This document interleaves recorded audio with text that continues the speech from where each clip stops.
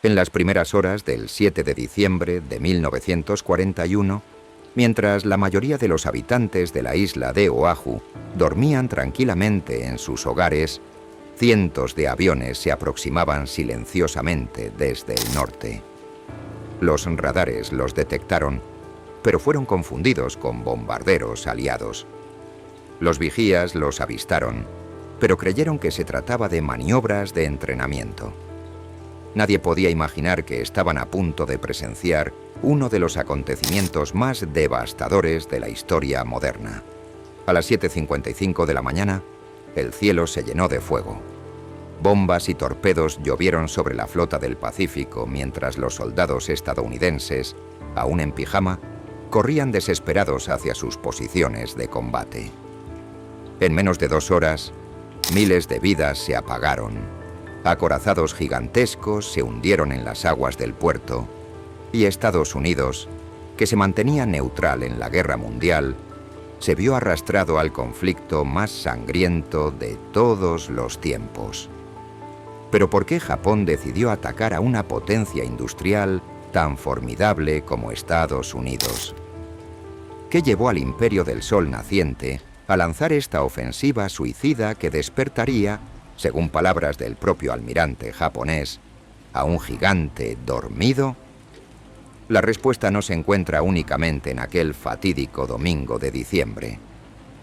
Se remonta décadas atrás, a un proceso de transformación acelerada que convirtió a Japón de un país feudal y aislado en una potencia militar agresiva con ambiciones imperiales que rivalizaban con las de las grandes naciones europeas.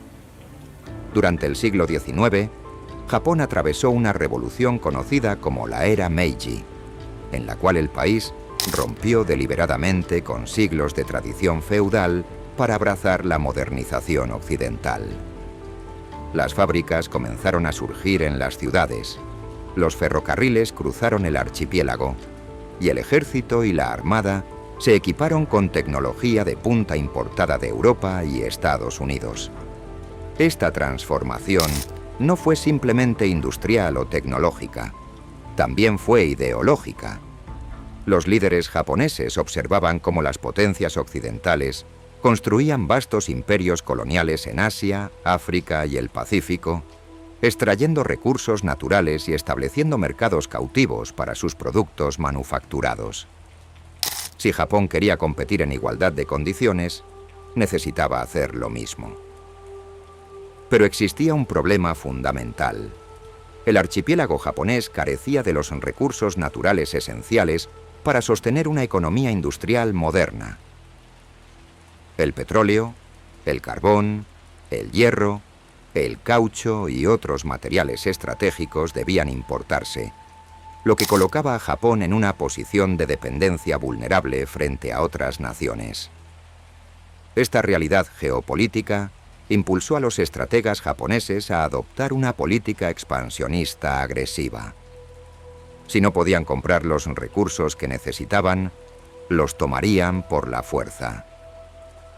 Las primeras victorias militares de Japón alimentaron esta ambición. 1895, el ejército imperial derrotó a China en una guerra breve pero decisiva, arrebatándole el control de la isla de Formosa, conocida actualmente como Taiwán. Menos de una década después, en 1905, Japón sorprendió al mundo al vencer al poderoso Imperio ruso en una guerra que culminó con la aniquilación de la flota rusa en la batalla de Tsushima. Estas victorias no solo expandieron el territorio japonés, sino que también elevaron el prestigio internacional del país, demostrando que una nación asiática podía derrotar a las grandes potencias europeas. En 1910, Japón anexionó Corea, incorporando formalmente el reino peninsular como colonia. La ocupación fue brutal. Los coreanos fueron despojados de su identidad cultural, obligados a adoptar nombres japoneses y sometidos a trabajos forzados. La Primera Guerra Mundial ofreció a Japón una oportunidad de oro para expandir aún más su influencia. Cuando el conflicto estalló en Europa en 1914, Japón se unió a los aliados y declaró la guerra a Alemania. Aprovechando que las potencias europeas estaban distraídas en los campos de batalla del continente, las fuerzas japonesas ocuparon rápidamente las posesiones coloniales alemanas en el Pacífico y en China. Tras la guerra, el Tratado de Versalles de 1919 otorgó formalmente a Japón el control de las Islas Marianas, las Carolinas, las Marshall y las Palau, consolidando su dominio sobre vastas extensiones de Micronesia. Sin embargo, este crecimiento sin freno comenzó a preocupar a Estados Unidos, que veía cómo Japón amenazaba sus propios intereses comerciales y estratégicos en la región del Pacífico. ¿Cómo reaccionó Estados Unidos ante esta expansión japonesa? Durante la década de 1920, Washington intentó contener el poder japonés mediante la diplomacia. En 1922, se firmó el Tratado Naval de Washington, un acuerdo multilateral diseñado para limitar la carrera armamentística naval entre las grandes potencias. El tratado establecía restricciones estrictas sobre el tonelaje de los buques de guerra que cada nación podía construir, fijando una proporción de 5 para Estados Unidos y Gran Bretaña, 3 para Japón, y cantidades menores para Francia e Italia. Aunque Japón aceptó el acuerdo, muchos oficiales navales japoneses lo vieron como una humillación, una imposición de los occidentales que buscaba mantener a Japón en una posición de inferioridad perpetua. Esta percepción alimentó el resentimiento nacionalista que crecía en los círculos militares japoneses. A medida que avanzaba la década de 1920, Japón experimentó tensiones internas cada vez mayores. La población aumentaba rápidamente, pero la producción agrícola interna no podía seguir el ritmo del crecimiento demográfico. Los campesinos sufrían bajo el peso de deudas crecientes y fragmentación de las tierras. Mientras tanto, en las ciudades, la industrialización acelerada creaba una nueva clase trabajadora que comenzaba a organizarse en sindicatos y movimientos de izquierda. El gobierno japonés respondió con represión. En 1925 se promulgó una ley de seguridad pública que criminalizaba el pensamiento subversivo y otorgaba amplios poderes a la policía para perseguir a comunistas, socialistas y otros disidentes. Esta legislación marcó el inicio de una época cada vez más autoritaria en Japón. Pero fue el colapso económico mundial de 1929 lo que realmente desestabilizó al país. La Gran Depresión golpeó duramente a Japón. Las exportaciones se desplomaron, especialmente las de seda, que constituían una fuente crucial de ingresos para millones de campesinos. El desempleo se disparó en las ciudades. El sistema bancario tambaleó al borde del colapso. En 1931, Japón enfrentaba una crisis social y económica profunda. En este contexto de desesperación, los militares japoneses vieron una solución: la conquista de nuevos territorios ricos en recursos naturales. Su objetivo inmediato era Manchuria, una provincia fértil en el noreste de China que poseía abundantes depósitos de carbón, hierro y otros minerales estratégicos. El 18 de septiembre de 1931, oficiales del ejército japonés en Manchuria orquestaron un incidente falso conocido como el incidente de Mukden. Volaron una sección del ferrocarril de Manchuria del Sur, propiedad japonesa, y culparon a saboteadores chinos. Utilizando este pretexto fabricado, las fuerzas japonesas lanzaron una invasión completa de Manchuria. En pocos meses, toda la provincia cayó bajo control japonés.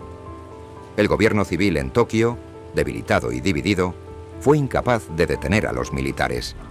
En 1932, Japón estableció el estado títere de Manchukuo en el territorio conquistado, instalando al último emperador chino, Puyi, como gobernante nominal. La invasión de Manchuria marcó un punto de inflexión. Japón abandonó cualquier pretensión de actuar dentro del orden internacional y comenzó a inoperar abiertamente como una potencia agresora.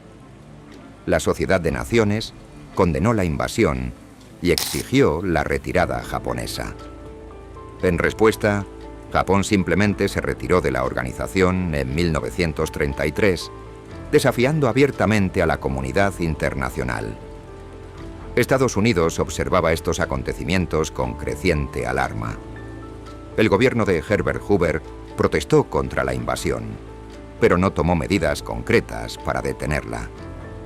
Washington seguía comprometido con una política de no intervención en los asuntos de Asia. Mientras tanto, en Japón, el poder político se deslizaba cada vez más hacia los militares. Durante la década de 1930, oficiales jóvenes y ultranacionalistas comenzaron a dominar la política japonesa. Estos oficiales despreciaban a los políticos civiles, a quienes acusaban de corrupción y debilidad.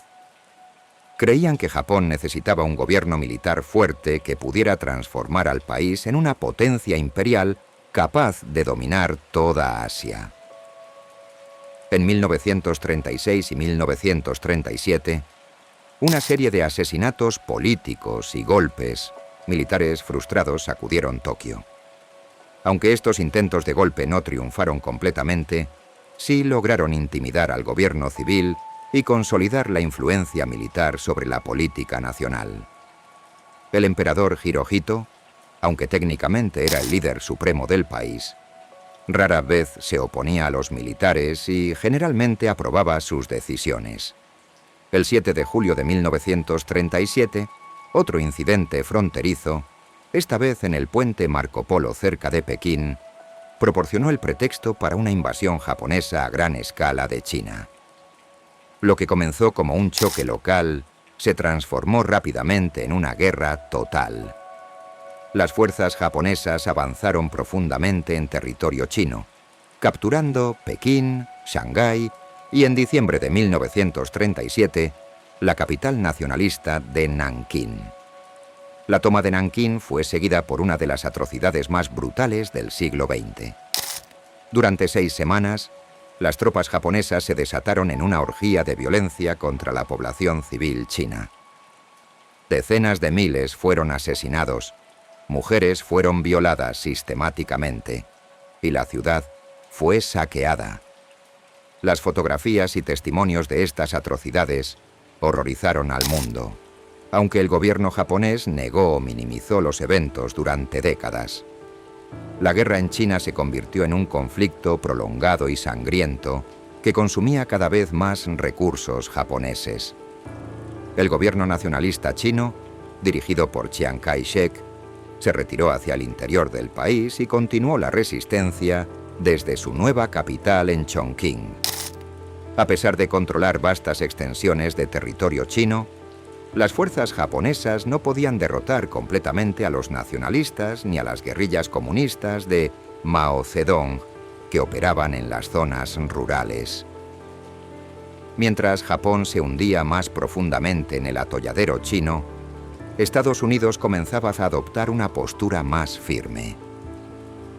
El presidente Franklin Roosevelt y su administración simpatizaban cada vez más con China y veían la agresión japonesa como una amenaza a la estabilidad regional.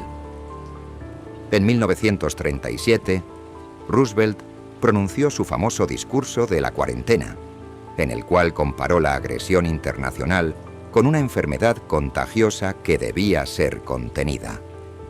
Aunque no mencionó explícitamente a Japón, quedaba claro a quién se refería. Sin embargo, Roosevelt enfrentaba un obstáculo formidable: la opinión pública estadounidense. Después de las horribles experiencias de la Primera Guerra Mundial, la mayoría de los estadounidenses eran profundamente aislacionistas. No querían involucrarse en otro conflicto extranjero, especialmente uno en Asia.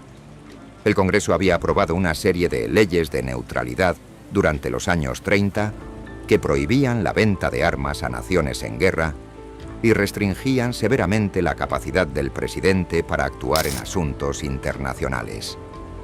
Estas leyes ataban las manos de Roosevelt, quien observaba con frustración cómo las potencias agresoras, Alemania, Italia y Japón, avanzaban sin oposición efectiva. En Europa, Adolf Hitler había llegado al poder en Alemania en 1933 y había comenzado a desmantelar sistemáticamente el orden establecido por el Tratado de Versalles. En 1936, remilitarizó Renania. En 1938, anexionó Austria y los Sudetes de Checoslovaquia. En septiembre de 1939, invadió Polonia, desencadenando finalmente la Segunda Guerra Mundial en Europa. ¿Cómo reaccionó Japón ante estos acontecimientos en Europa? Con interés creciente. Los militares japoneses veían a la Alemania nazi como un modelo y potencial aliado. Ambos países compartían una ideología ultranacionalista, un desprecio por la democracia liberal y un deseo de expansión territorial. En septiembre de 1940, Japón dio un paso decisivo al firmar el pacto tripartito con Alemania e Italia. Este acuerdo creó formalmente el Eje, una alianza militar entre las tres potencias agresoras. El pacto estipulaba que si cualquiera de los tres países era atacado por una potencia no involucrada en la guerra europea o en el conflicto sino-japonés, los otros dos vendrían en su ayuda. Aunque el texto no lo mencionaba explícitamente, todos sabían que esta cláusula estaba dirigida contra Estados Unidos. El mensaje era claro: si Estados Unidos intervenía contra Japón en Asia o contra Alemania en Europa, se enfrentaría a una guerra en dos frentes. Roosevelt y sus asesores comprendieron inmediatamente las implicaciones. La firma del pacto tripartito transformó la percepción estadounidense de la amenaza japonesa. Ya no se trataba simplemente de una disputa regional en Asia, sino de parte de un desafío global al orden internacional. Mientras tanto, en Asia, Japón continuaba expandiéndose. En septiembre de 1940, aprovechando la derrota de Francia ante Alemania, el gobierno japonés presionó al régimen colaboracionista de Vichy para obtener permiso de establecer bases militares en la Indochina francesa, que comprendía los territorios actuales de Vietnam, Laos y Camboya. El mariscal Philippe Pétain, que gobernaba la Francia ocupada bajo supervisión alemana, no estaba en posición de negarse. Las tropas japonesas entraron en el norte de Indochina sin encontrar resistencia significativa. Este movimiento alarmó profundamente a Washington. Desde bases en Indochina, las fuerzas japonesas podían amenazar directamente las posesiones coloniales británicas y holandesas en el sudeste asiático, regiones ricas en petróleo, caucho, estaño y otros recursos estratégicos. Aún más preocupante, la ocupación de Indochina sugería que Japón estaba preparándose para una ofensiva mayor hacia el sur. Roosevelt decidió actuar. En julio de 1940, su administración impuso restricciones a la exportación de chatarra de hierro y acero hacia Japón. Aunque esta medida no cortaba completamente el suministro de materiales estratégicos, enviaba una señal clara de que Estados Unidos estaba dispuesto a utilizar su poder económico para presionar a Japón. La respuesta japonesa fue desafiante. En lugar de retroceder, el gobierno en Tokio redobló su compromiso con la expansión. Los estrategas militares japoneses argumentaban que Japón no podía permitirse mostrar debilidad ante los occidentales. Retroceder ahora significaría abandonar todo lo que habían ganado en China y Manchuria, una perspectiva políticamente inaceptable para los ultranacionalistas que dominaban el gobierno. En abril de 1931, Japón firmó un pacto de neutralidad con la Unión Soviética. Este acuerdo tenía una importancia estratégica crucial.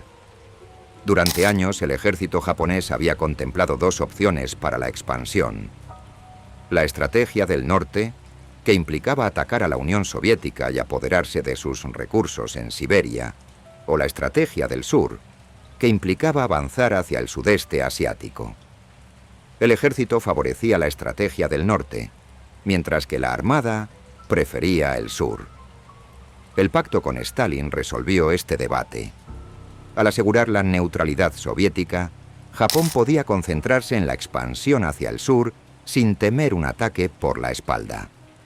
Pero este cálculo cambió dramáticamente el 22 de junio de 1941, cuando Alemania rompió su propio pacto con la Unión Soviética y lanzó la Operación Barbarroja, una invasión masiva del territorio soviético.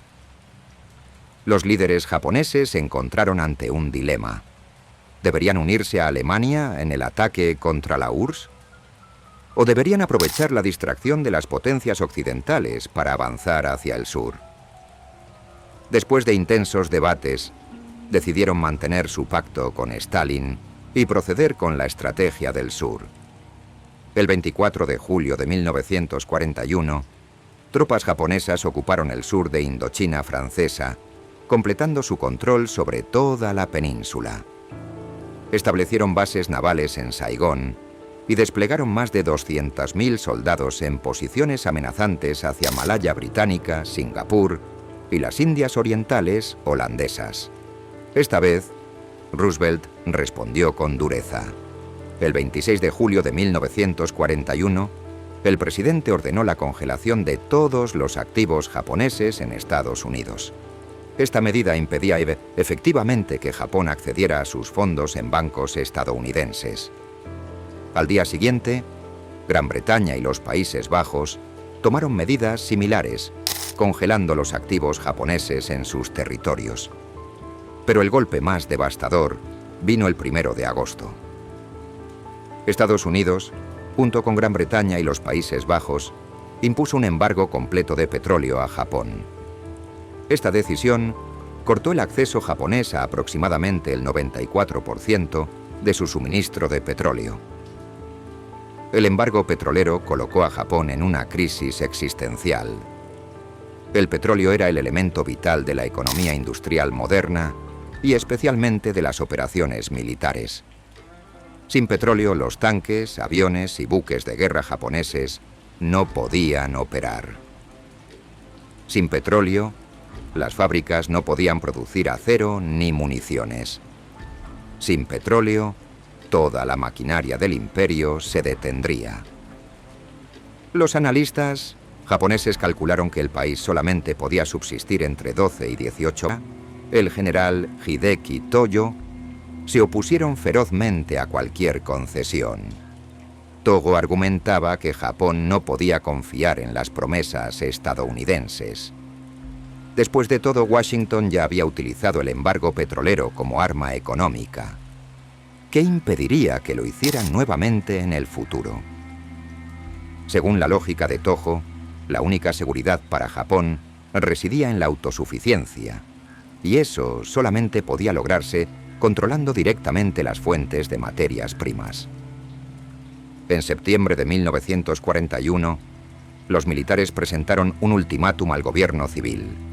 Si no se llegaba a un acuerdo con Estados Unidos antes de mediados de octubre, Japón debía prepararse para la guerra. Konoe, incapaz de resolver el dilema, renunció el 16 de octubre. El emperador Hirohito nombró a Tojo como nuevo primer ministro, una decisión que efectivamente ponía a los militares en control total del gobierno. Tojo asumió el cargo con poderes extraordinarios. Además de ser primer ministro, retuvo su puesto como ministro de guerra, concentrando en sus manos un control sin precedentes sobre el aparato estatal y militar japonés. Inmediatamente convocó a reuniones de gabinete para evaluar las opciones del país. Los informes eran sombríos. Las reservas de petróleo se agotaban más rápido de lo previsto. Para abril de 1942, la Armada Imperial no tendría combustible suficiente para operaciones navales. Si Japón iba a actuar, debía hacerlo pronto. Los estrategas militares japoneses habían estado desarrollando planes de contingencia durante meses. El objetivo era claro: apoderarse de las Indias Orientales holandesas, especialmente los campos petroleros de Sumatra y Java. Estas islas poseían reservas de petróleo abundantes que podrían satisfacer las necesidades japonesas. Además, la región producía caucho, estaño y otros recursos vitales. Pero existía un obstáculo evidente: Estados Unidos. Las Indias Orientales holandesas estaban cerca de las Filipinas, una colonia estadounidense. Malaya y Singapur eran posesiones británicas. Si Japón atacaba estas colonias, Estados Unidos y Gran Bretaña inevitablemente responderían militarmente. La flota del Pacífico estadounidense, con base en Pearl Harbor, Hawái, representaba la principal amenaza a los planes japoneses. Mientras esa flota permaneciera intacta, podía intervenir para defender las posesiones aliadas en el sudeste asiático o para cortar las líneas de suministro marítimo entre Japón y sus nuevas conquistas. El almirante Isoroku Yamamoto, comandante en jefe de la flota combinada japonesa, propuso una solución audaz: un ataque preventivo contra Pearl Harbor. Yamamoto era una figura compleja y, en muchos sentidos, paradójica. Había estudiado en la Universidad de Harvard y servido como agregado naval en Washington durante los años 20. Conocía a Estados Unidos íntimamente y respetaba su potencial industrial y militar. De hecho, Yamamoto se había opuesto al pacto tripartito con Alemania, argumentando que era innecesariamente provocativo.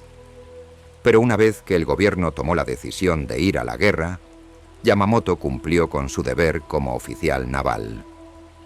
Si Japón debía luchar contra Estados Unidos, razonaba, entonces necesitaba obtener la máxima ventaja posible desde el primer momento. Un ataque sorpresa contra Pearl Harbor, si tenía éxito, podría eliminar la amenaza de la flota del Pacífico durante meses, quizás incluso años. Esto daría a Japón el tiempo necesario para consolidar sus conquistas en el sudeste asiático y construir un perímetro defensivo fortificado. La inspiración para el plan de Yamamoto vino de un ataque británico contra la flota italiana en Tarento en noviembre de 1940. En esa operación, aviones torpederos lanzados desde el portaaviones HMS Illustrious atacaron por sorpresa la base naval italiana, hundiendo o dañando gravemente varios acorazados. El ataque demostró que los portaaviones y la aviación naval podían proyectar poder devastador contra objetivos navales en puerto. Yamamoto adaptó este concepto a una escala mucho mayor. En lugar de un solo portaaviones, utilizaría 6. En lugar de docenas de aviones, emplearía cientos. La propuesta de Yamamoto encontró una oposición considerable dentro del alto mando naval japonés. Muchos oficiales consideraban el plan demasiado arriesgado. Pearl Harbor estaba a más de 3.500 millas náuticas de Japón, una distancia enorme que presentaba desafíos logísticos formidables. Además, si los estadounidenses detectaban a la flota japonesa durante su aproximación, el ataque fracasaría y los portaaviones quedarían expuestos a un contraataque devastador. El almirante Osami Nagano y otros altos oficiales argumentaban que sería más prudente concentrarse en las Filipinas y evitar provocar directamente a Estados Unidos con un ataque a territorio estadounidense. Enfrentar a la flota estadounidense en aguas cercanas a las Filipinas, donde Japón podría beneficiarse de bases terrestres cercanas, parecía una estrategia más sensata que arriesgar la flota en una operación profunda en el Pacífico Central. Pero Yamamoto insistió. Amenazó con dimitir si su plan no era aprobado. Finalmente, su reputación y determinación prevalecieron. En octubre de 1941, el alto mando naval aceptó proceder con la operación. El 3 de noviembre, el Estado Mayor Naval emitió la Orden de Operaciones número 1, que autorizaba formalmente el ataque a Pearl Harbor. La planificación detallada cayó en manos del contraalmirante Ryunosuke Kusaka y el comandante Minoru Genda. Genda era considerado uno de los mejores estrategas aéreos de Japón, un innovador que comprendía profundamente las capacidades y limitaciones de la aviación naval. Trabajando bajo una presión intensa, Genda y su equipo elaboraron cada aspecto de la operación: la composición de la fuerza atacante, la ruta de aproximación, la altitud y velocidad de ataque, los tipos de munición, y los blancos prioritarios. Los japoneses realizaron simulaciones de guerra en el Colegio Naval Imperial en Tokio para probar su plan. El primer ejercicio fue un desastre. En la simulación, aviones de patrulla estadounidenses detectaron a la flota japonesa y los portaaviones fueron hundidos. Este resultado alarmante llevó a los planificadores a modificar radicalmente su enfoque. En lugar de aproximarse directamente por el sur, que era la ruta más corta pero también la más vigilada, decidieron tomar un camino largo y peligroso a través del Pacífico Norte. Esta ruta los llevaría por aguas frías y tormentosas, lejos de las rutas comerciales principales, donde la probabilidad de detección sería mucho menor. Realizaron un segundo ejercicio con la nueva ruta. Esta vez, los resultados fueron dramáticamente diferentes.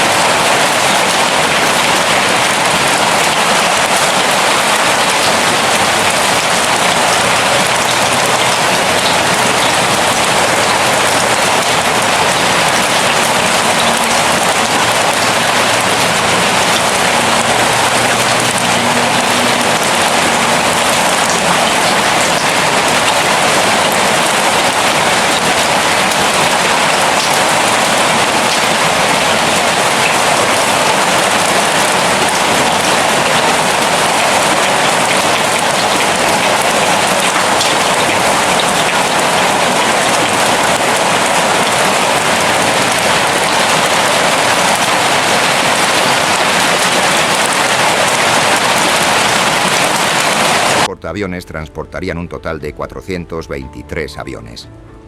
Acompañando a los portaaviones irían 2 acorazados rápidos, Hiei y Kirishima, para proporcionar protección antiaérea y potencia de fuego.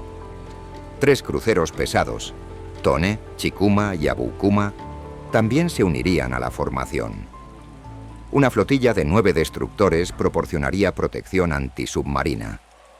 Y 8 petroleros de alta mar asegurarían que la flota pudiera repostar durante el largo viaje. Además de la fuerza de superficie, la operación incluiría una dimensión submarina. 5 submarinos de largo alcance, designados I-16, I-18, I-20, I-22 e I-24, transportarían minisubmarinos de 2 tripulantes. Estos minisubmarinos, conocidos como Kogyoteki, intentarían infiltrarse en Pearl Harbor y lanzar sus propios ataques contra los buques estadounidenses anclados en el puerto. Era una misión suicida. Los minisubmarinos no tenían suficiente autonomía para el viaje de regreso.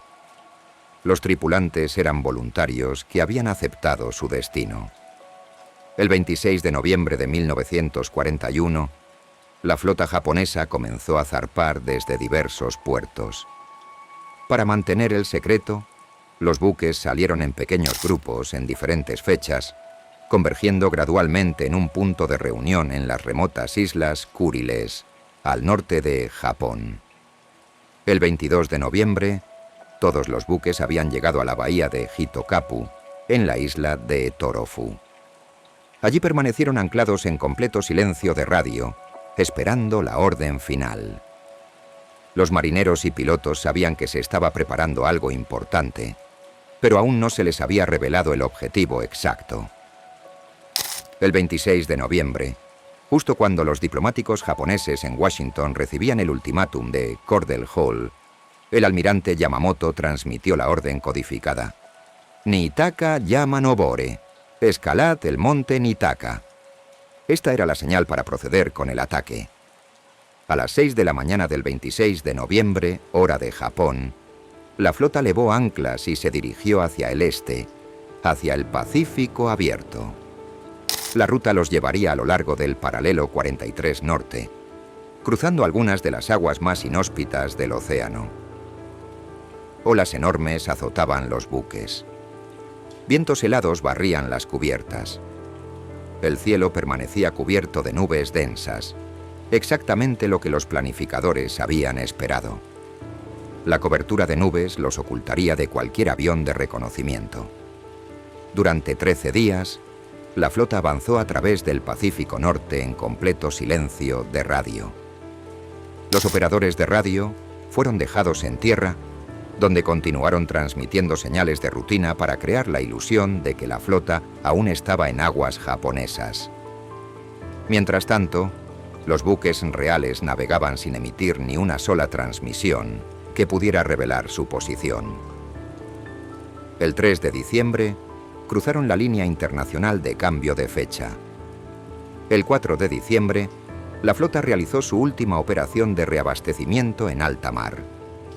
Los petroleros se acercaron a los buques de guerra y transfirieron miles de toneladas de combustible mientras ambos grupos continuaban navegando. Era una operación peligrosa en mares agitados, pero los japoneses la habían practicado extensamente. Después del reabastecimiento, los petroleros y el acorazado Nagato, que llevaba a bordo al almirante Yamamoto, se quedaron atrás. El resto de la flota aceleró a 25 nudos, virando hacia el sureste en dirección a Oahu. El 6 de diciembre por la tarde, hora de Hawái, el vicealmirante Chuichi Naguno, comandante de la flota de ataque, finalmente reveló a todos los oficiales y tripulantes el objetivo de la misión. Los buques estaban a menos de 300 millas náuticas al norte de Oahu. Valiente, día siguiente al amanecer, lanzarían el ataque contra Pearl Harbor. La reacción a bordo fue eufórica. Los marineros prorrumpieron en gritos de «Banzai, Banzai». Los pilotos se prepararon meticulosamente, verificando sus aviones, revisando mapas y realizando oraciones ante pequeños altares sintoístas. En el portaaviones Akagi, la nave insignia de Nagumo, se izó una bandera histórica. La misma bandera que había ondeado en el buque insignia del almirante Heihachiro Togo durante la batalla de Tsushima en 1905. El simbolismo era poderoso, vinculando esta operación con la mayor victoria naval de Japón.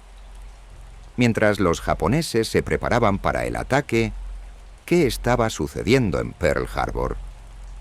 La base naval funcionaba en modo rutinario de tiempo de paz.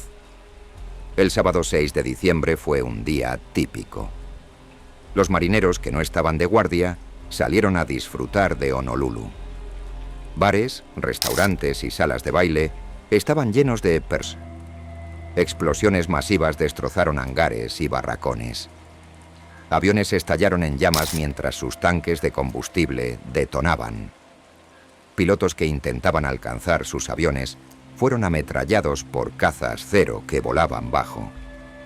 En cuestión de minutos, más de la mitad de los aviones estadounidenses en Oahu fueron destruidos o dañados. Mientras los aeródromos ardían, los torpederos comenzaron su ataque contra los buques en el puerto. Volando a menos de 20 metros sobre el agua, los pilotos de los Kate lanzaron sus torpedos modificados y viraron bruscamente para escapar. Los torpedos entraron en el agua, descendieron brevemente y luego se dirigieron hacia los grandes cascos grises de los acorazados estadounidenses. El USS Oklahoma, atracado en el lado exterior de Battleship Row, fue golpeado casi inmediatamente por 5 torpedos en rápida sucesión. El agua inundó los compartimentos inferiores. El buque comenzó a escorarse rápidamente a babor. Los marineros corrían por las cubiertas inclinadas, intentando escapar. Algunos saltaron al agua, otros quedaron atrapados en el interior mientras el buque se volcaba. En menos de 12 minutos, el Oklahoma se había volcado completamente, con sus hélices expuestas sobre la superficie. 429 marineros murieron en el barco. El USS West Virginia, atracado junto al Tennessee, fue alcanzado por 7 torpedos y 2 bombas. El buque comenzó a hundirse, pero el contramaestre John Harper y otros miembros de la tripulación abrieron deliberadamente las válvulas de inundación en el lado opuesto del barco. Al inundar ambos, lados uniformemente evitaron que el buque se volcara como el Oklahoma. En cambio, el West Virginia se asentó verticalmente sobre el fondo del puerto. Esta acción salvó muchas vidas, pero 106 marineros aún murieron. El USS California, en el extremo sur de Battleship Row, fue alcanzado por 2 torpedos. El buque perdió energía eléctrica, lo que impidió que las bombas de achique funcionaran. Lentamente, inexorablemente, el California comenzó a hundirse. El capitán ordenó abandonar el barco y la mayoría de la tripulación escapó, pero 100 murieron. Entonces ocurrió la catástrofe más terrible del día. El USS Arizona, anclado junto a la isla Ford, fue atacado por bombarderos en picado.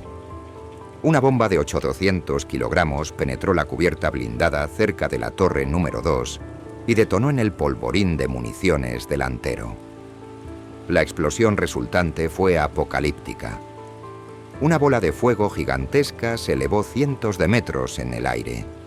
La explosión literalmente arrancó la parte delantera del buque. La estructura completa de la Torre 2 y las Torres 1 y 3 fueron destruidas. La onda expansiva fue tan intensa que lanzó a marineros al agua desde buques cercanos.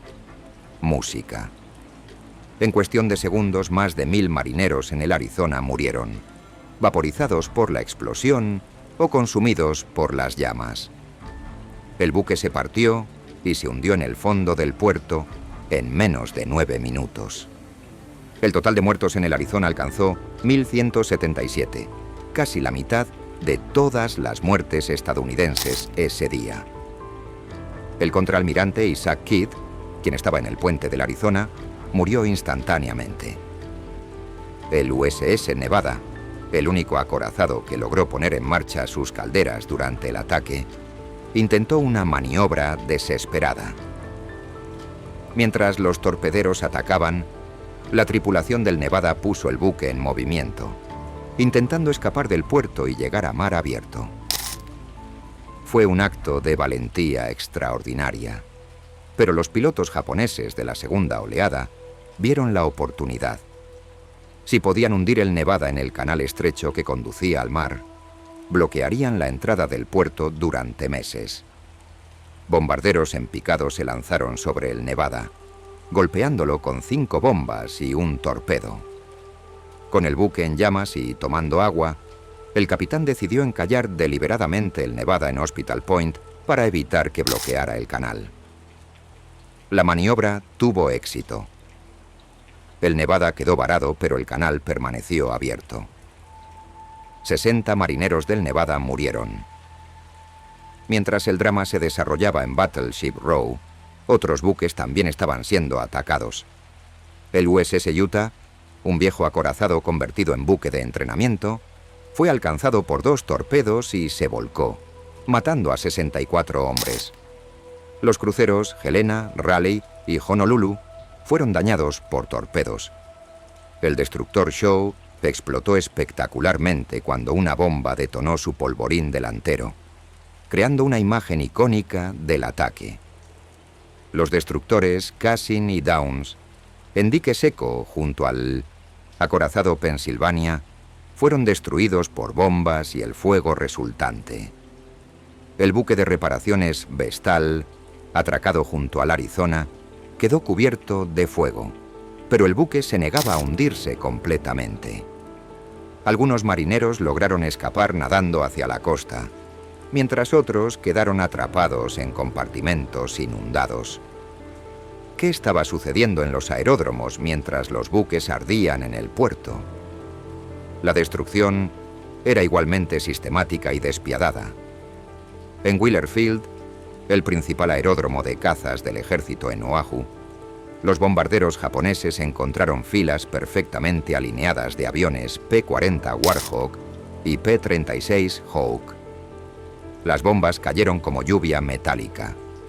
Los aviones estallaron en cadena, uno tras otro, sus tanques de combustible detonando en explosiones que enviaban fragmentos de metal retorcido en todas direcciones. Los pilotos estadounidenses que dormían en los barracones cercanos fueron despertados por las explosiones. Aturdidos y desorientados, muchos corrieron hacia la línea de vuelo en ropa interior o pijamas, intentando desesperadamente alcanzar sus aviones.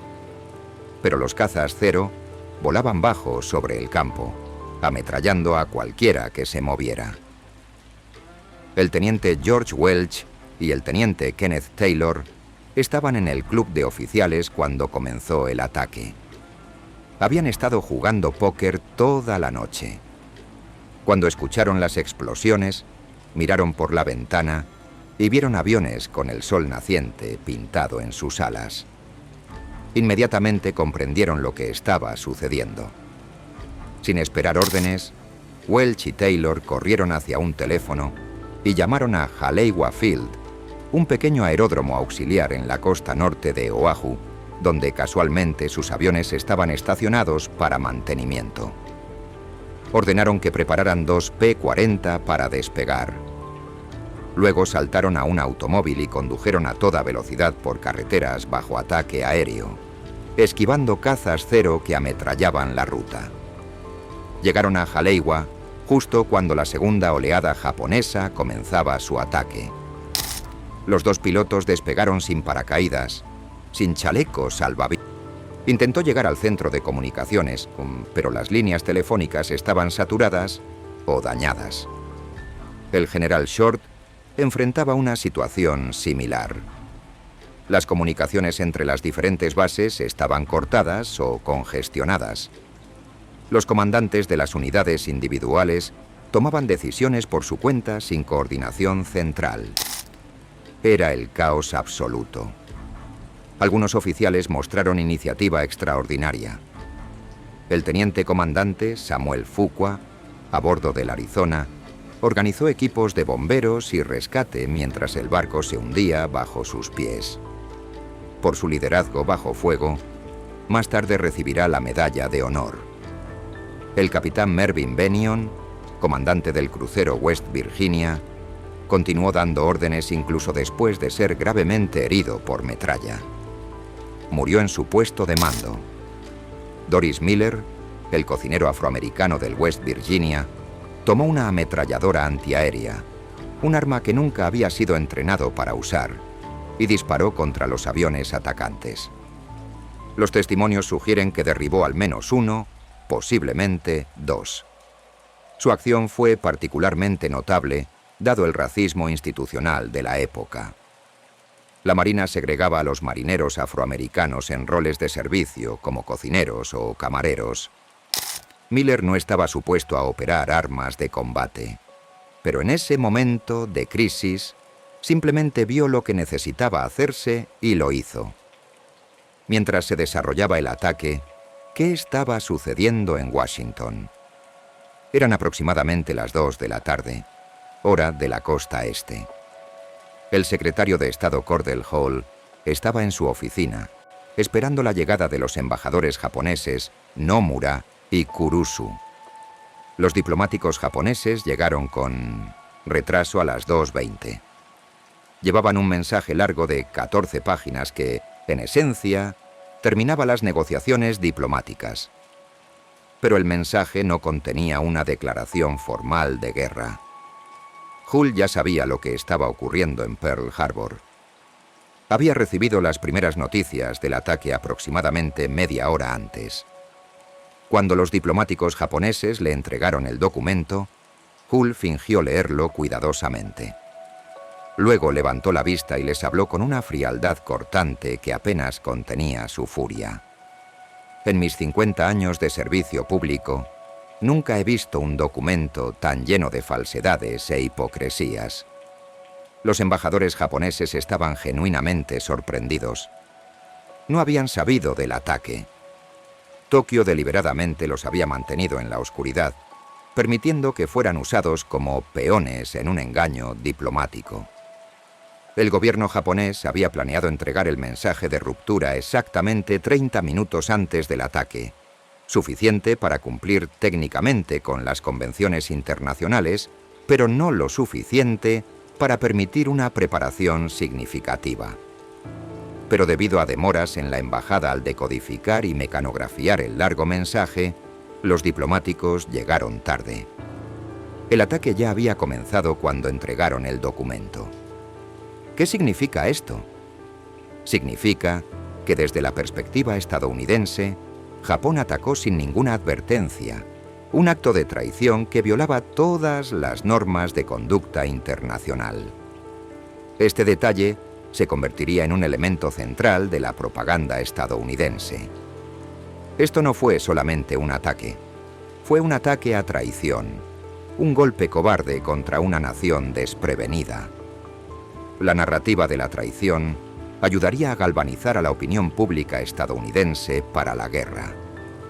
Pero regresemos a Pearl Harbor, donde el infierno continuaba. La segunda oleada de ataque japonés, comandada por el teniente comandante Shigekazu Shimazaki, llegó aproximadamente una hora después de la primera. Esta oleada consistía en 167 aviones, 54 bombarderos en picado, 78 bombarderos horizontales y 35 cazas. A diferencia de la primera oleada, que había encontrado una base completamente desprevenida, la segunda encontró defensores que estaban comenzando a responder. Las baterías antiaéreas finalmente estaban tripuladas y disparando. El cielo se llenó de explosiones de flak. Los artilleros estadounidenses, frenéticos y aterrorizados, disparaban contra cualquier cosa que volara. En el caos, derribaron varios de sus propios aviones, además de algunos japoneses. Los bombarderos de la segunda oleada se concentraron en objetivos que la primera oleada había dañado, pero no destruido completamente. El destructor Shaw, en dique seco, fue alcanzado por 3 bombas. La tercera penetró el polvorín delantero. La explosión resultante fue espectacular, enviando una columna de fuego y humo cientos de metros hacia el cielo. La fotografía de esa explosión se convertiría en una de las imágenes más icónicas del ataque. Los destructores Cassin y Downs, también en dique seco junto al acorazado Pennsylvania, fueron destruidos por bombas incendiarias. Los buques se volcaron, consumidos por el fuego. El Pennsylvania mismo fue alcanzado por una bomba que mató a varios marineros, pero no causó daño estructural grave. El Nevada, ese acorazado valiente que había intentado escapar del puerto, quedó encallado y en llamas, pero no se hundió completamente. Las tripulaciones de rescate Lograron controlar los incendios y eventualmente el barco sería reflotado y reparado. ¿Cuánto duró el ataque? Desde la primera bomba a las 7:55 hasta la partida del último avión japonés alrededor de las 9:45, el ataque duró casi 2 horas. Pero se sintió como una eternidad para quienes lo vivieron. Cuando finalmente terminó y el último avión japonés desapareció en el horizonte, dejó atrás una escena de devastación apocalíptica. Pearl Harbor parecía el fin del mundo. Columnas de humo negro y aceitoso se elevaban miles de metros hacia el cielo, visibles desde 100 kilómetros de distancia. El puerto estaba cubierto de aceite combustible que se había derramado de los buques hundidos. Partes del puerto estaban literalmente en llamas, el aceite ardiendo en la superficie del agua. Cuerpos flotaban entre los restos. Algunos marineros seguían vivos, aferrados a escombros flotantes, cubiertos de petróleo, quemados, en shock. Los equipos de rescate trabajaban frenéticamente, extrayendo supervivientes del agua, combatiendo incendios que parecían imposibles de controlar, buscando heridos entre los escombros. Los hospitales de Oahu fueron inmediatamente desbordados. No había suficientes camas, ni suficientes médicos, ni suficiente sangre. Los civiles se presentaron voluntariamente para donar sangre. Las iglesias, escuelas y edificios públicos fueron convertidos en hospitales improvisados. Los heridos yacían en filas en el suelo, esperando atención médica. Los médicos realizaban triaje brutal, decidiendo quién podía ser salvado y quién no. Los casos más graves, aquellos con quemaduras extensas o heridas masivas, a menudo recibían morfina para el dolor, pero no tratamiento activo. Los recursos médicos limitados debían concentrarse en quienes tenían mejores posibilidades de supervivencia. Entre los escombros del Oklahoma, los buzos podían escuchar golpes. Marineros atrapados dentro del casco volcado estaban golpeando las paredes de acero, tratando desesperadamente de señalar su posición. Los equipos de rescate trabajaron durante días, cortando a través del casco con sopletes, intentando alcanzar los compartimentos donde los marineros estaban atrapados. Algunos fueron rescatados, pero muchos otros murieron lentamente en la oscuridad, ahogándose a medida que el agua filtraba lentamente en sus compartimentos, o asfixiándose cuando el oxígeno se agotó. Los buzos podían escuchar sus golpes cada vez más débiles, sabiendo que no podrían alcanzarlos a tiempo. El saldo final del ataque fue devastador. 2.403 estadounidenses murieron, 1.178 resultaron heridos. Entre los muertos, 2.335 eran personal militar y 68 eran civiles. La Marina sufrió las mayores pérdidas. 2.008 marineros muertos, casi la mitad de ellos en el Arizona solo. El ejército perdió 218 soldados. El cuerpo de marines perdió 109. Entre los civiles muertos estaba Janet Yumiko Ota, una bebé de 3 meses, víctima de una bomba antiaérea estadounidense que cayó en un área residencial. En términos de pérdidas materiales, los daños fueron igualmente severos. 4 acorazados fueron hundidos: Arizona, Oklahoma, West Virginia y California. Otros 4 acorazados fueron dañados: Maryland, Tennessee, Pensilvania y Nevada. 3 cruceros fueron dañados: Helena, Raleigh y Honolulu. 3 destructores fueron destruidos: Shaw, Cassin y Downs. 4 destructores más fueron dañados. El dragaminas Oglala se hundió. El buque de reparaciones Vestal fue dañado. El buque blanco Utah, usado para entrenamiento, se hundió.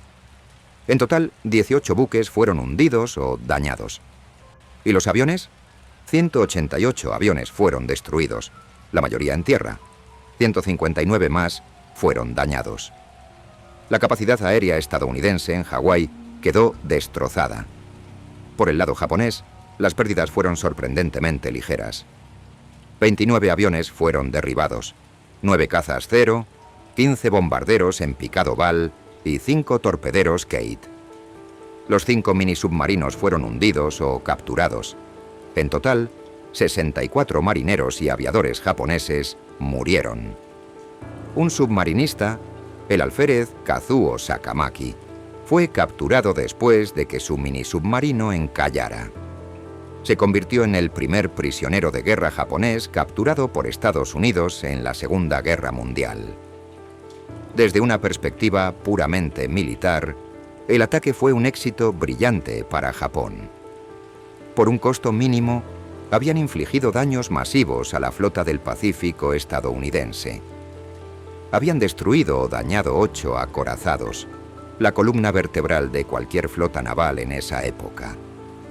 Habían eliminado la capacidad aérea estadounidense en Hawái. Habían matado o herido a miles de marineros y soldados.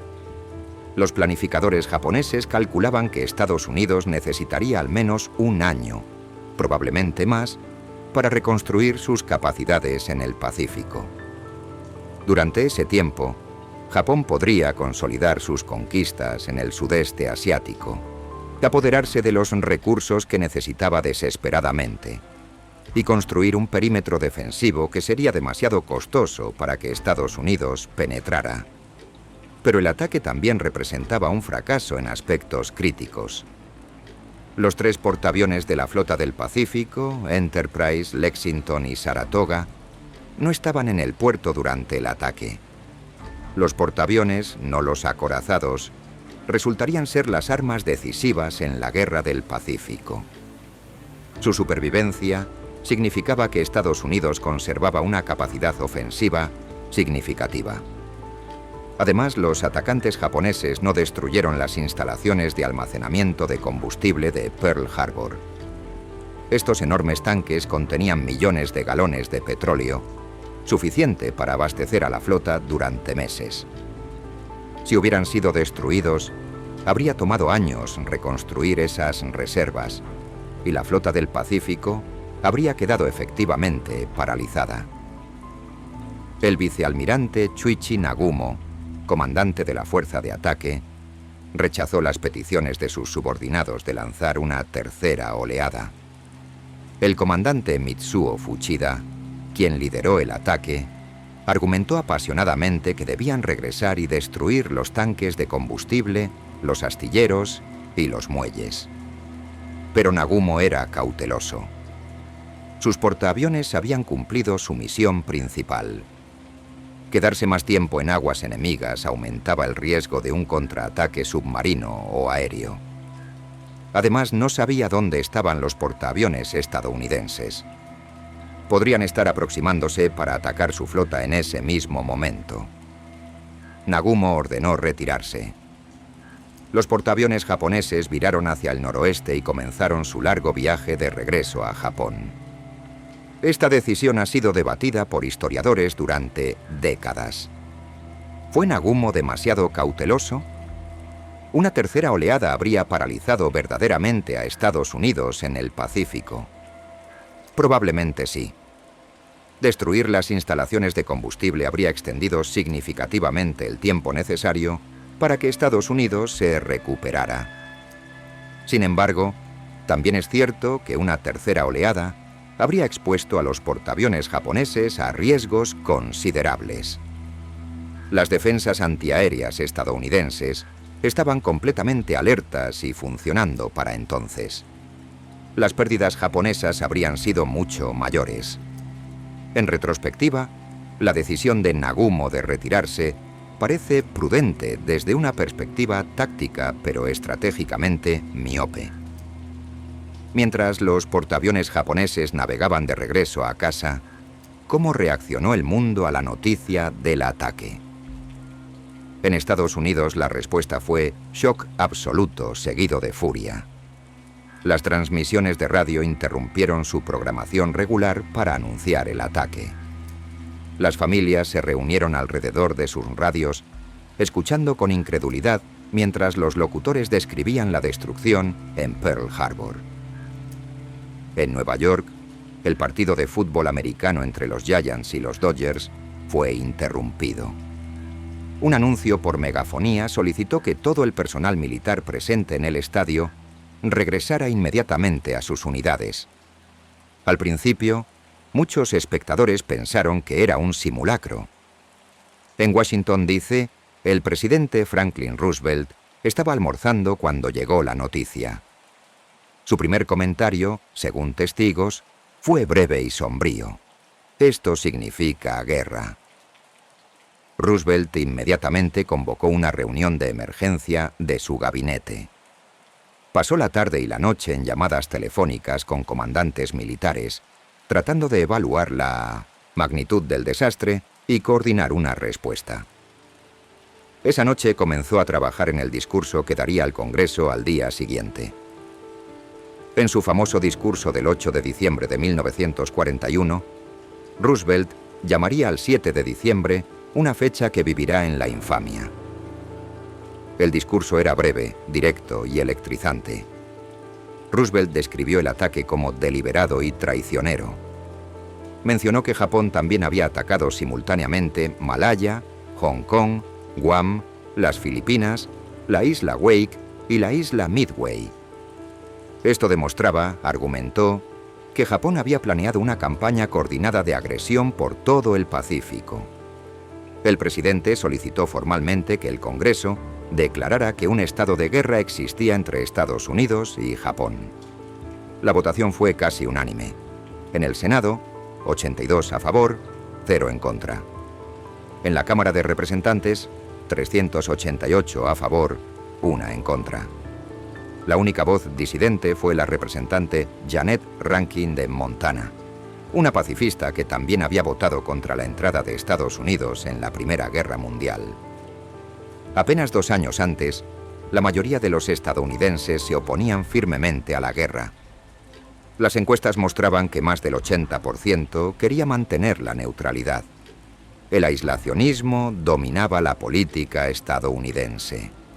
Pero Pearl Harbor cambió todo en un instante. El ataque a traición unificó al país como ningún discurso político podría haberlo hecho. Los reclutamientos se dispararon. Jóvenes hacían fila por cuadras enteras fuera de las oficinas de reclutamiento, deseosos de alistarse. La producción industrial se reorganizó rápidamente hacia una base de guerra total. Pero, ¿cómo reaccionaron otros países? En Gran Bretaña, la respuesta fue de alivio, mezclado con preocupación. El primer ministro Winston Churchill, quien había estado rogando a Roosevelt que entrara en la guerra durante más de un año, finalmente vio su deseo cumplido. Esa noche escribió: «Así que habíamos ganado después de todo. Inglaterra viviría. Gran Bretaña viviría. El Commonwealth y el Imperio vivirían». Después de 17 meses de lucha solitaria contra la Alemania nazi, Gran Bretaña ahora tenía al aliado más poderoso posible. Churchill comprendía que el enorme potencial industrial de Estados Unidos eventualmente superaría a las potencias del eje. Pero también reconocía que la entrada de Estados Unidos en la guerra significaba que el conflicto en el Pacífico dificultaría el esfuerzo anglo-estadounidense en Europa. Los recursos estadounidenses ahora se dividirían entre 2 teatros de guerra. En la Alemania nazi, Adolf Hitler recibió la noticia del ataque a Pearl Harbor con júbilo. Aunque el pacto tripartito no obligaba técnicamente a Alemania a entrar en guerra con Estados Unidos, ya que Japón había iniciado las hostilidades en lugar de ser atacado, Hitler decidió declarar la guerra a Estados Unidos de todos modos. El 11 de diciembre de 1941, Hitler se dirigió al Reichstag en 1900 en Berlín y anunció que Alemania estaba en guerra con Estados Unidos. Su discurso fue una diatriba furiosa contra Roosevelt, a quien acusó de provocar la guerra y de ser controlado por intereses judíos. Esta decisión de Hitler, declarar voluntariamente la guerra a Estados Unidos, ha sido descrita por historiadores como uno de sus mayores errores estratégicos. Estados Unidos ahora podía concentrarse en la derrota de Alemania sin las complicaciones políticas que habría causado declarar la guerra primero. La opinión pública estadounidense estaba furiosa con Japón, pero menos agitada contra Alemania. La declaración de guerra de Hitler simplificó enormemente la situación política de Roosevelt. En Italia, Benito Mussolini también declaró la guerra a Estados Unidos. El dictador fascista convocó a una multitud en Roma y proclamó que Italia lucharía junto a sus aliados del Eje hasta la victoria. La multitud aplaudió y gritó consignas, aunque probablemente pocos italianos ordinarios sentían entusiasmo genuino por otra guerra. Italia ya estaba luchando infructuosamente en el norte de África y los Balcanes. En la Unión Soviética, Joseph Stalin recibió la noticia del ataque con sentimientos encontrados. Por un lado, estaba aliviado de que Japón atacara a Estados Unidos en lugar de a la Unión Soviética. El Pacto de Neutralidad Soviético-Japonés de abril de 1941 seguía en vigor, pero Stalin siempre había temido que Japón pudiera atacar Siberia si veía una oportunidad. Ahora Japón estaba comprometido en una guerra con Estados Unidos y Gran Bretaña, lo que hacía extremadamente improbable un ataque japonés contra la URSS. Esto permitía a Stalin trasladar divisiones desde el lejano oriente al frente occidental, donde eran desesperadamente necesarias para detener el avance alemán hacia Moscú.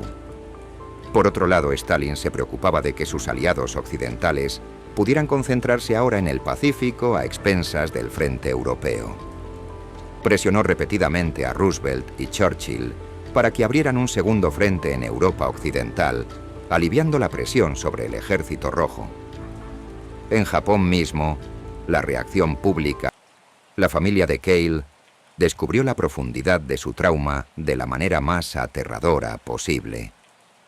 Durante un día de campo en la playa, una ola inesperada arrastró a su hijo hacia el océano. Cale le observó, congelado en el lugar, incapaz de moverse mientras su hijo gritaba pidiendo ayuda. Su cerebro lo había devuelto a Pearl Harbor, a los cuerpos flotantes, al petróleo ardiendo, a los gritos de agonía que nunca lograría borrar de su memoria. Afortunadamente, el perro de la familia saltó al agua y arrastró al niño de regreso a la orilla. Pero el incidente reveló algo que nadie comprendía completamente en 1941: el trastorno de estrés postraumático. ¿Cuántos otros sobrevivientes llevaban cicatrices invisibles similares? En 1991, 50 años después del ataque, el Centro Nacional para el Trastorno de Estrés Postraumático realizó un estudio exhaustivo sobre veteranos de Pearl Harbor. Los resultados fueron devastadores. El 65% de los supervivientes reportaban sufrir todavía imágenes recurrentes de la guerra, flashbacks repentinos que los transportaban de regreso al campo de batalla décadas después. 42% admitieron experimentar culpa del sobreviviente y una ira persistente hacia cualquier persona de ascendencia japonesa. 25% sufrían respuestas adversas cuando ciertos sonidos, como el rugido de un motor de avión, los alcanzaban sin advertencia. Don Stratton, quien había sobrevivido al hundimiento del Arizona con quemaduras de 3er grado cubriendo la mayor parte de su cuerpo, la piel colgando de sus brazos como calcetines mojados, pasó años luchando contra pesadillas recurrentes. Cada noche revivía el momento cuando la bomba penetró la cubierta del Arizona y detonó en el polvorín. Veía nuevamente la bola de fuego que ascendía cientos de metros hacia el cielo. Sentía el calor abrasador que le arrancó la piel. Escuchaba los gritos de más de 1000 compañeros muriendo a su alrededor. Pero Stratton enfrentaba un dilema adicional que pocos podían comprender. ¿Por qué había sobrevivido él cuando tantos otros perecieron? No existía una respuesta lógica. La supervivencia en Pearl Harbor fue frecuentemente una cuestión de pura casualidad. Glenn Lane, un operador de radio de 3ª clase, Estuvo a punto de tomar una ducha cuando comenzó el ataque. Sus amigos inicialmente se burlaron de él cuando intentó advertirles sobre las explosiones, creyendo que se trataba de una de sus bromas habituales. Cuando finalmente comprendieron que el ataque era real, Lane fue ordenado a reportarse a la cubierta del buque. Mientras subía por una escalera, un teniente de Marines intentó detenerlo. Lane lo empujó bruscamente y continuó subiendo. Los que quedaron abajo murieron en el ataque. ¿Por qué Lane sobrevivió mientras otros perecieron? ¿Suerte? ¿Destino? ¿Intervención divina? La pregunta lo atormentó durante el resto de su vida. James Downing, artillero de primera clase asignado al West Virginia, describió sus emociones inmediatas durante el ataque. La primera fue sorpresa. La segunda fue miedo. Cuando vio tantos buques hundidos en el puerto, se preguntó qué más les harían los japoneses. Pero después del miedo vino algo más profundo y más duradero. Una comprensión visceral de la mortalidad.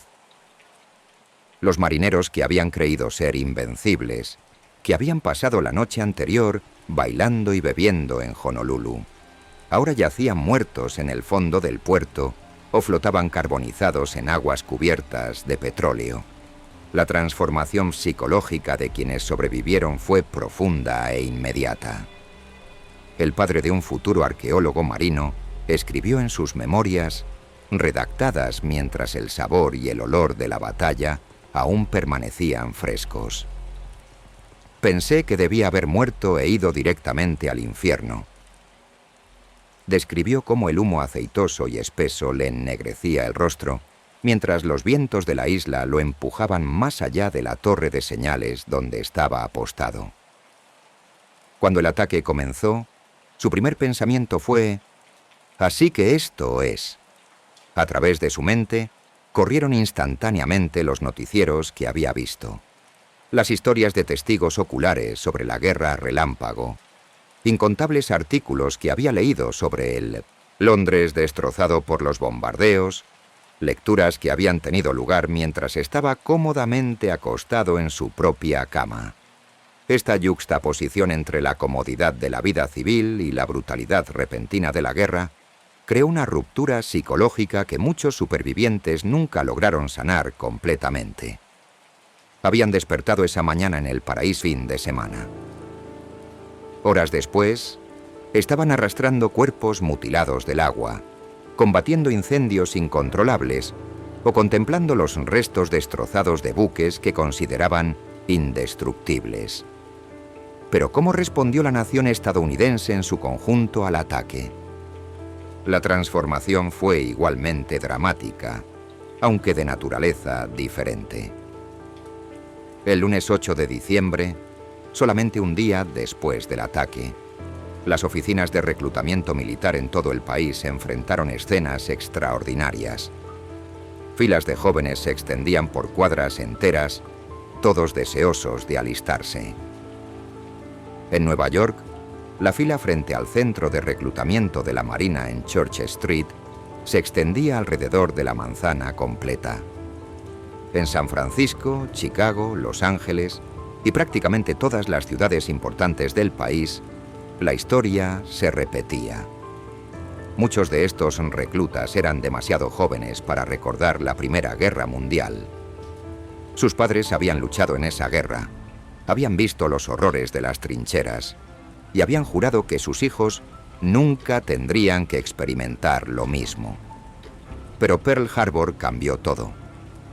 El ataque no fue simplemente un acto de guerra. Fue percibido como una traición, un golpe cobarde contra una nación que, según la narrativa prevaleciente, no había provocado la agresión japonesa. Esta percepción de traición se convertiría en una herramienta de propaganda extraordinariamente poderosa. El gobierno estadounidense produjo miles de carteles mostrando los buques en llamas en Pearl Harbor, con leyendas como «Recuerda Pearl Harbor» y «Véngalos». Las películas de Hollywood comenzaron inmediatamente a producir dramas bélicos que retrataban a los japoneses como traidores inescrupulosos. La industria musical generó canciones patrióticas que exhortaban a los estadounidenses a vengar la infamia. En cuestión de semanas, Pearl Harbor se había transformado de una tragedia militar en un símbolo nacional de resistencia y determinación. Pero esta transformación tuvo consecuencias oscuras para los estadounidenses de ascendencia japonesa. En California, Oregón y Washington, donde vivía la mayoría de la población nipo-americana, comenzaron a circular rumores de sabotaje y quinta columna. Aunque no existía absolutamente ninguna evidencia de que los estadounidenses japoneses hubieran ayudado al ataque a Pearl Harbor, la paranoia y el racismo prevalecieron sobre la razón. El 19 de febrero de 1942, apenas 2 meses después de Pearl Harbor, el presidente Roosevelt firmó la Orden Ejecutiva 9066, autorizando la reubicación forzosa de más de 120.000 personas de ascendencia japonesa, incluyendo 80.000 ciudadanos estadounidenses nacidos en Estados Unidos, a campos de internamiento en el interior del país. Familias enteras fueron arrancadas de sus hogares con apenas días de aviso. Tuvieron que abandonar sus negocios, sus propiedades, sus posesiones.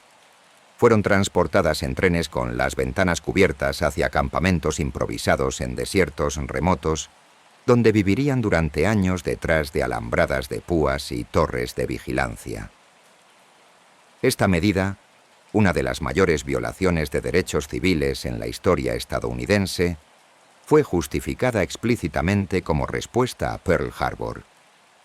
La retórica oficial presentaba el internamiento como una necesidad militar, aunque ningún estadounidense japonés fue acusado o condenado por espionaje o sabotaje durante toda la guerra.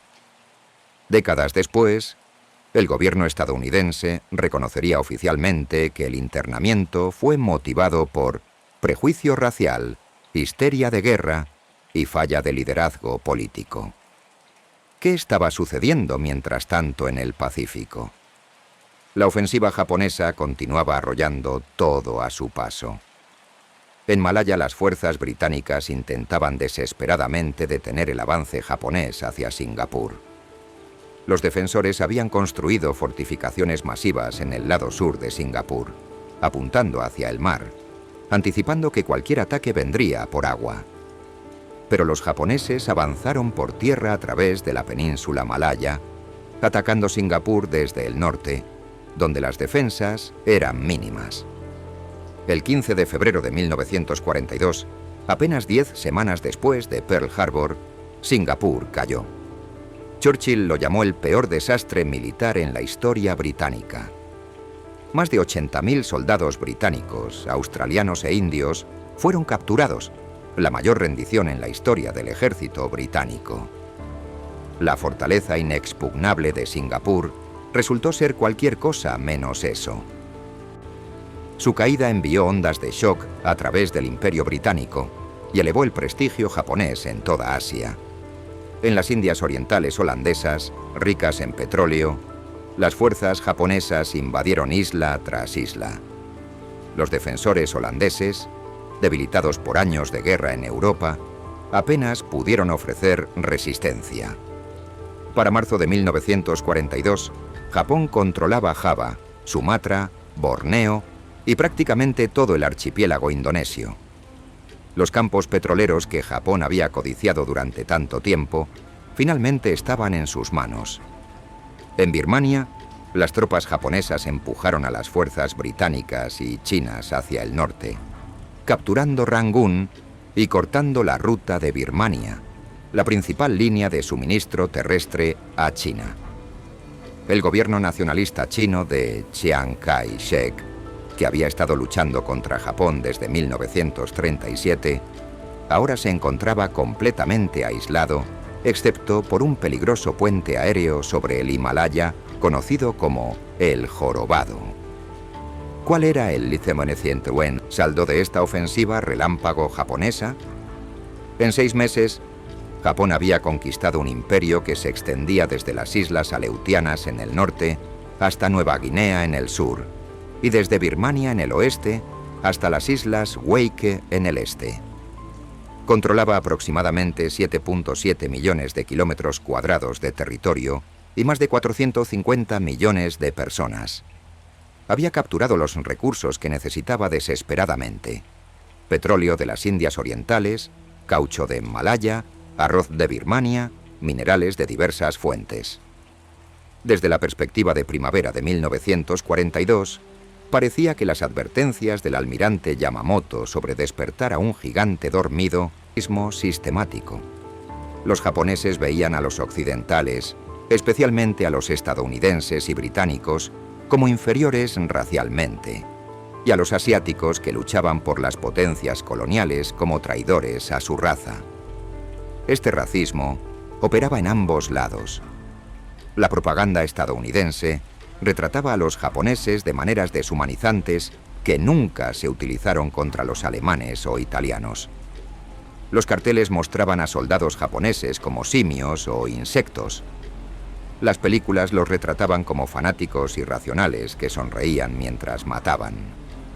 Este lenguaje deshumanizante facilitaba una guerra de particular brutalidad donde los prisioneros frecuentemente eran ejecutados por ambos lados y donde las reglas convencionales del conflicto armado se ignoraban rutinariamente. En agosto de 1944, el bombardero B-29 Enola Gay despegó desde la isla de Tinian en las Marianas. A bordo llevaba una sola bomba, apodada Little Boy. Era una bomba atómica, el producto del proyecto Manhattan, un esfuerzo científico secreto que había costado $2.000 millones. El objetivo era Hiroshima, una ciudad de 350.000 habitantes en el suroeste de Japón. A las 8:15 de la mañana del 6 de agosto de 1945, la bomba detonó a 600 metros sobre el centro de la ciudad. La explosión liberó el equivalente a 15.000 toneladas de TNT. Una bola de fuego más caliente que la superficie del Sol vaporizó instantáneamente a miles de personas. Una onda expansiva arrasó edificios en un radio de varios kilómetros. Los incendios subsecuentes consumieron gran parte de la ciudad. Entre 70.000 y 80.000 personas murieron instantáneamente. Para finales de 1945, el número de muertos alcanzaría aproximadamente 140.000 debido a heridas y envenenamiento por radiación. 3 días después, el 9 de agosto, otra bomba atómica fue lanzada sobre Nagasaki, matando aproximadamente 70.000 personas adicionales. Japón, enfrentando la destrucción total, se rindió el 15 de agosto de 1945. La Segunda Guerra Mundial finalmente había terminado. ¿Pero qué significó todo esto para los sobrevivientes de Pearl Harbor? Para muchos, el final de la guerra no trajo paz. Pasaron décadas luchando contra recuerdos que no podían borrar. Don Stratton finalmente regresó a Pearl Harbor más de 70 años después del ataque. Bajó bajo el agua con un equipo de arqueólogos marinos para explorar los restos del Arizona. Mientras nadaba a través de los compartimentos inundados, contemplando el metal retorcido y oxidado, pensaba en los 1.177 compañeros que nunca salieron del buque. El Arizona permanece en el fondo de Pearl Harbor, un sepulcro para los que murieron. El petróleo continúa filtrándose lentamente del casco, creando un arco iris en la superficie del agua que algunos llaman las lágrimas del Arizona. Algunos supervivientes del buque han elegido que sus cenizas sean depositadas dentro del pecio cuando mueren, reuniéndose con sus compañeros en su estación de batalla final. Esto fue Pearl Harbor. Desde entonces, ha vivido en la memoria estadounidense como el símbolo definitivo de la traición, la vulnerabilidad y, eventualmente, la resiliencia. Las palabras de Roosevelt, una fecha que vivirá en la infamia, resultaron proféticas. Cada aniversario, los sobrevivientes, cada vez menos numerosos, regresan al memorial para recordar.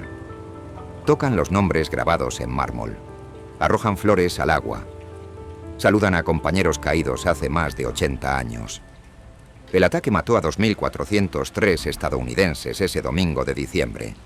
Pero sus ondas se extendieron mucho más allá de esas cifras. Transformó a Estados Unidos de una nación aislacionista renuente en una superpotencia global. Desató fuerzas que remodelarían el mundo. Y dejó cicatrices en miles de sobrevivientes que llevaron esas heridas invisibles durante el resto de sus vidas.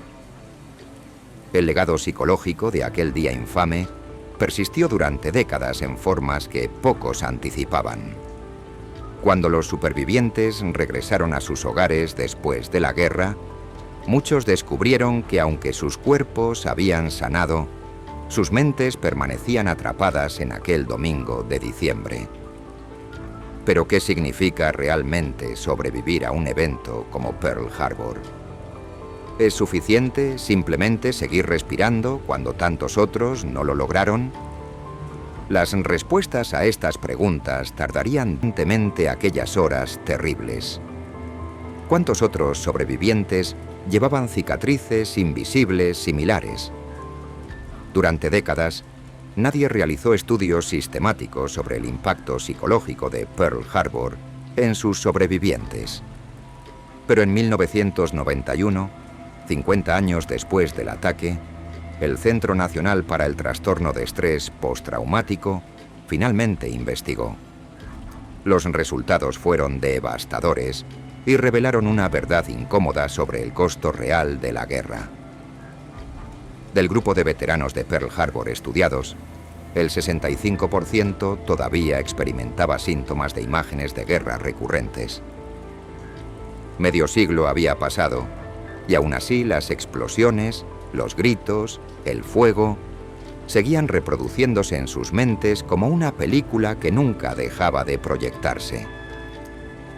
El 42% admitió sufrir culpa del sobreviviente persistente y una ira duradera hacia cualquier persona de ascendencia japonesa.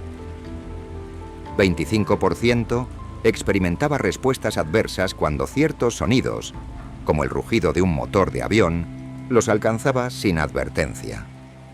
Estos números fríos y estadísticos representaban vidas reales destrozadas por experiencias que la mente humana nunca fue diseñada para procesar. Don Stratton ejemplificaba perfectamente esta realidad.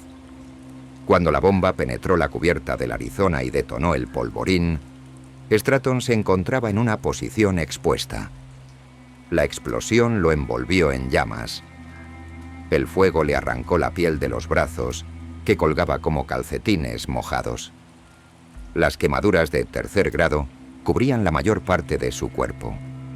Sobrevivió solamente porque un marinero del barco vecino lanzó una cuerda y Stratton, a pesar del dolor inimaginable, logró agarrarla y trepar hasta la seguridad.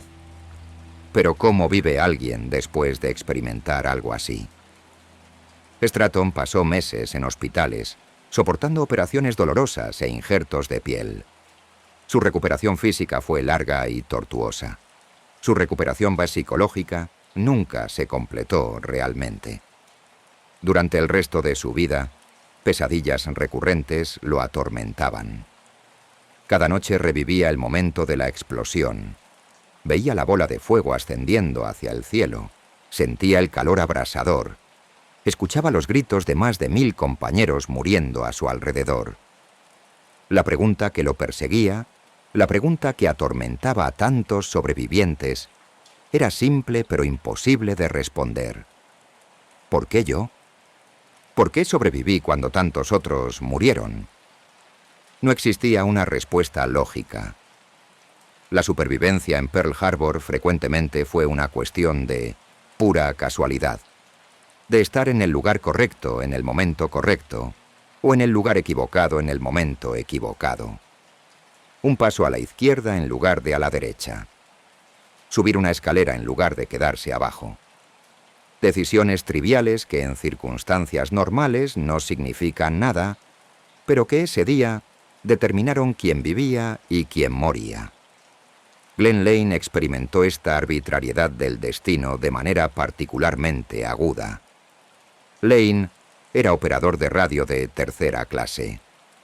La mañana del ataque, estaba a punto de tomar una ducha cuando escuchó las explosiones.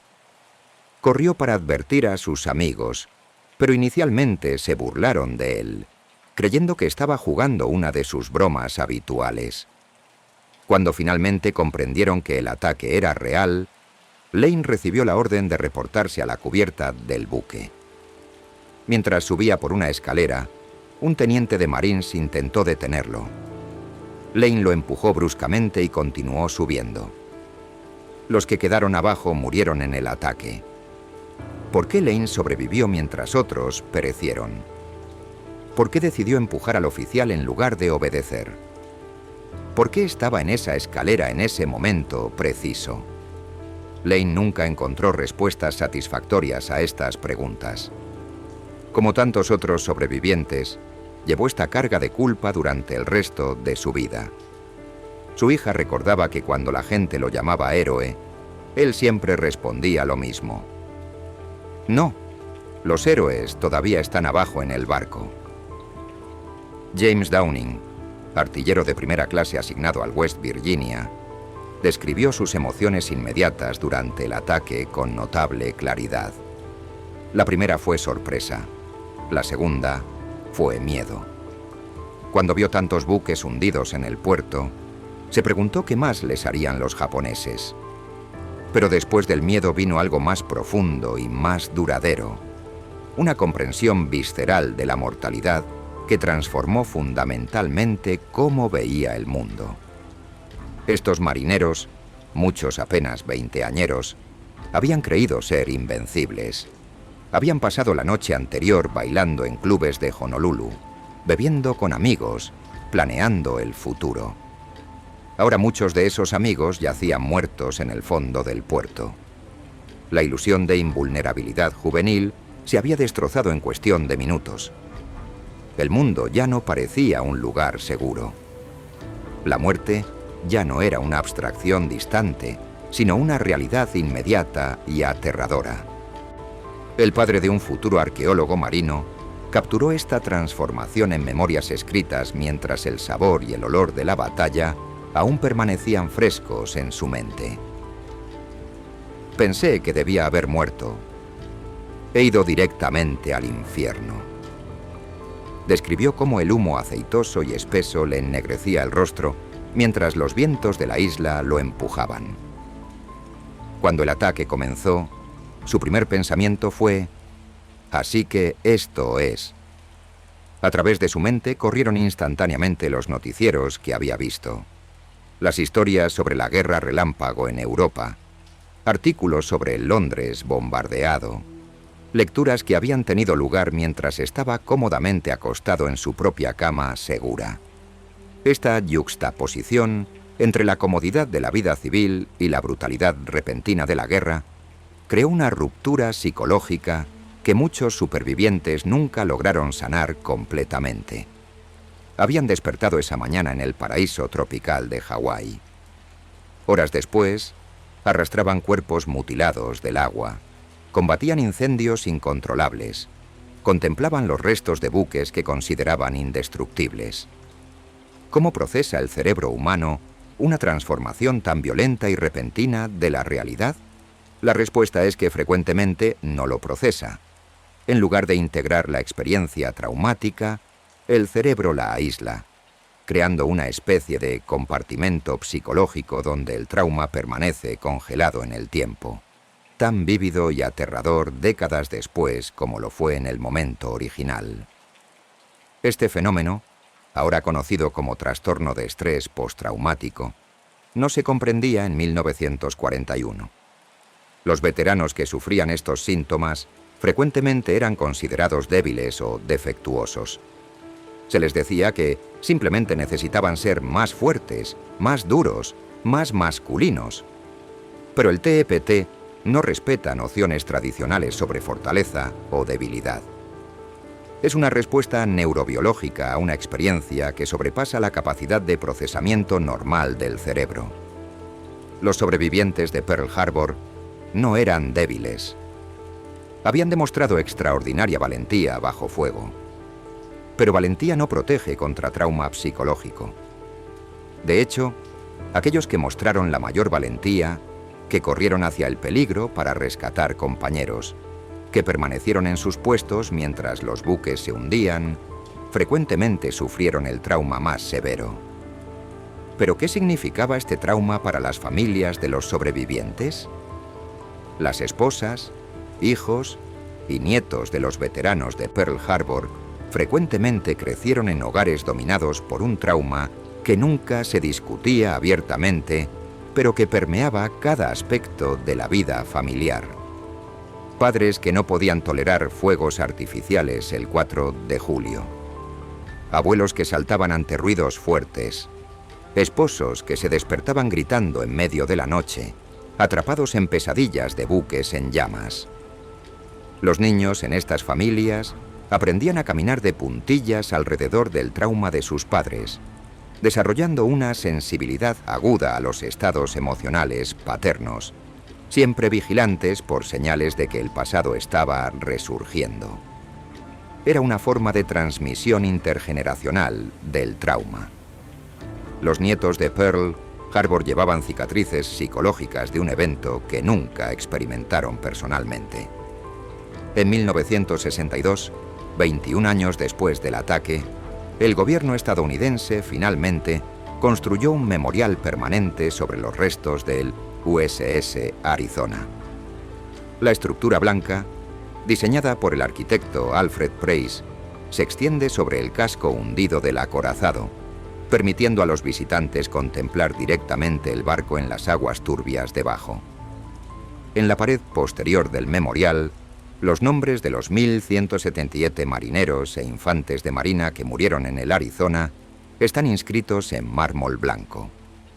Para los sobrevivientes que visitaron el memorial, la experiencia fue profundamente emocional. Val Adams, el padre del arqueólogo marino, visitó el memorial y por primera vez vio el nombre de su amigo Willie Wilson inscrito en la pared. Habían ido juntos a la escuela de radio. Habían pasado su última noche de libertad juntos en Waikiki el 6 de diciembre. Cuando se separaron esa noche, Adams dijo casualmente: «Hasta luego, Willie».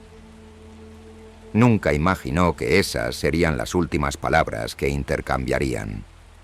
Al día siguiente, mientras observaba el Arizona explotar y hundirse, Adams pensó en su amigo. Pero ver el nombre inscrito en mármol lo hizo real de una manera nueva y devastadora. Las lágrimas corrieron por su rostro mientras tocaba las letras. B.M. Wilson, RN3311. Años después, cuando su hijo se convirtió en arqueólogo marino trabajando en el memorial del Arizona, siempre terminaba sus visitas parándose frente al muro santuario y encontrando el nombre de Willie para su padre. No conocía personalmente a Willie Wilson. Nunca lo conocería, pero lo recordaba por su padre, manteniendo viva la memoria de un marinero que murió décadas antes. El USS Arizona permanece en el fondo de Pearl Harbor, un sepulcro para los que murieron.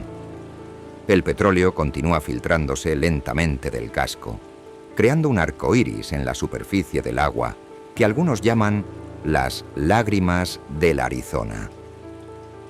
Cada día, aproximadamente 9/4 de galón de petróleo emergen de los tanques del barco, manchando el agua con colores iridiscentes. Los científicos estiman que el Arizona contiene todavía aproximadamente 500.000 de galones de petróleo combustible en sus tanques. El barco continuará sangrando durante décadas, quizás siglos, un recordatorio perpetuo de la violencia de aquel día. Para algunos sobrevivientes del Arizona, el barco representa más que un memorial. Representa su hogar final. La Marina permite que los sobrevivientes del Arizona que estaban presentes durante el ataque elijan ser enterrados dentro del pecio cuando mueren. Sus restos cremados son colocados en el fondo de la barbeta vacía que una vez sostuvo la torre número 4. Es un privilegio único, reservado solamente para aquellos que sirvieron en el barco durante el ataque. ¿Por qué estos veteranos eligen este entierro inusual en lugar de una parcela familiar, tradicional?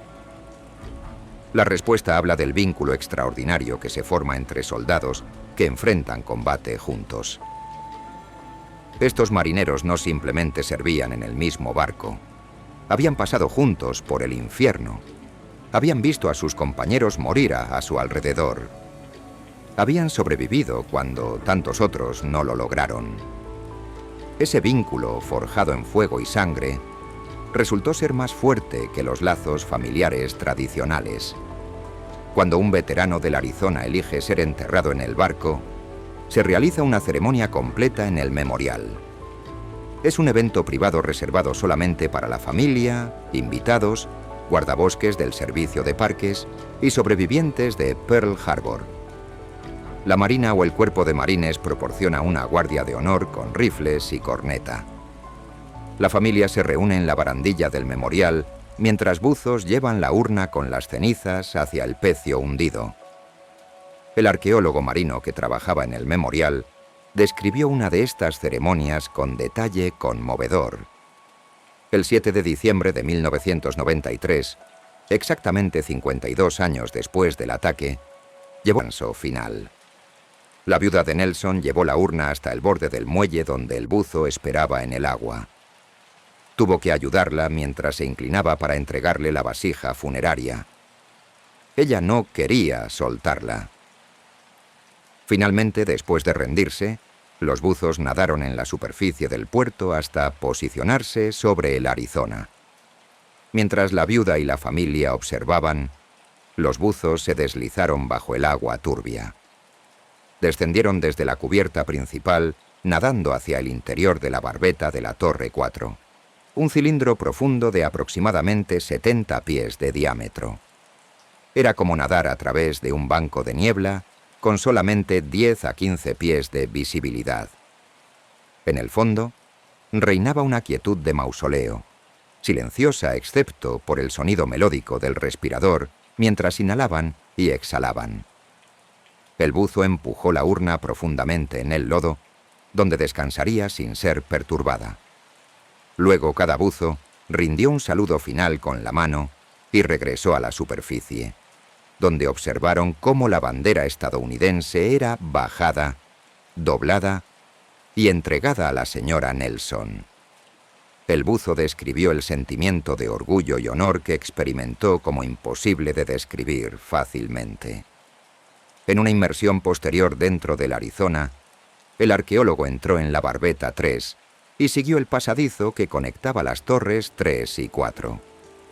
En la oscuridad, con lámparas de buceo proporcionando la única iluminación, pensó en el contramaestre Gaut, quien había escapado saliendo por este mismo pasadizo durante el ataque. Ahora el pasadizo estaba casi lleno de escombros y vigas de refuerzo dejadas de las operaciones de salvamento del Arizona. Este tránsito sombrío fue la primera vez desde la Segunda Guerra Mundial que alguien había viajado por el pasadizo. El 7 de diciembre de 1996, en el 55º aniversario del ataque, se realizó por primera vez un entierro múltiple. El equipo de buceo sepultó a 3 marineros del Arizona: el marinero de primera clase, Norman Coplin, el artillero de tercera clase, James Green, y el alférez, Frank Campbell. Los militares estadounidenses rinden gran homenaje a sus miembros fallecidos. La ceremonia nunca se trata ligeramente. El buzo expresó sentirse orgulloso y humilde de haber participado en el entierro de estos marineros del Arizona. Para el final del siglo XX, los sobrevivientes de Pearl Harbor se estaban convirtiendo rápidamente en una generación desvaneciente. En el año 2000, aproximadamente 15.000 sobrevivientes del ataque aún vivían. Para 2020 ese número había caído a menos de 2.000. Para 2021, en el 80º aniversario del ataque, solamente aproximadamente el 2% de los sobrevivientes originales permanecían vivos. La mayoría tenía 99 años o más. 6 de estos sobrevivientes se reunieron en Hawái en diciembre de 2021 para el aniversario número 80. le dijeron al reportero de NBC Kerry Sanders cómo podían recordar vívidamente los buques ardiendo y hundiéndose en el puerto. Uno describió cuestionarse por qué había sobrevivido cuando otros habían muerto. Todas estas décadas después, el costo psicológico de la guerra todavía era evidente entre estos ancianos. Cuando el último sobreviviente de Pearl Harbor finalmente fallezca, algo importante se perderá. La memoria viviente del evento desaparecerá. Ya no habrá nadie que pueda describir de primera mano cómo se sintió despertar esa mañana en el paraíso, solamente para encontrarse en el infierno minutos después. Ya no habrá nadie que pueda explicar cómo era ser joven e invencible, y luego descubrir en un instante que ni tú ni nadie más es realmente invencible. Pero quizás algo más también se perderá. Los sobrevivientes de Pearl Harbor representaban una generación que experimentó directamente las consecuencias devastadoras de la guerra. Habían visto con sus propios ojos lo que sucede cuando las naciones resuelven sus disputas mediante violencia. Habían perdido amigos, habían visto cuerpos destrozados, habían experimentado el trauma que persiste durante décadas. Esta experiencia directa proporcionaba una perspectiva sobre la guerra que ninguna lectura de libros de historia puede replicar completamente. ¿Qué significa Pearl Harbor para las generaciones que nunca conocieron a los sobrevivientes? Para la mayoría de los estadounidenses nacidos después de 1950, Pearl Harbor es historia antigua, algo que sucedió a sus abuelos o bisabuelos. Es una fecha que aparece en los libros de texto, un evento que se menciona en películas, pero no una realidad vivida. La transformación de Pearl Harbor de tragedia viviente en historia académica es inevitable, pero también representa una pérdida significativa. Los historiadores enfrentan el desafío de mantener viva la relevancia de Pearl Harbor para generaciones que no tienen conexión personal con el evento. ¿Por qué deberían importarles a los jóvenes de hoy eventos que ocurrieron hace más de 80 años? La respuesta radica no solamente en los hechos históricos, sino en las lecciones más amplias que Pearl Harbor enseña sobre naturaleza humana, conflicto internacional y las consecuencias duraderas de la violencia.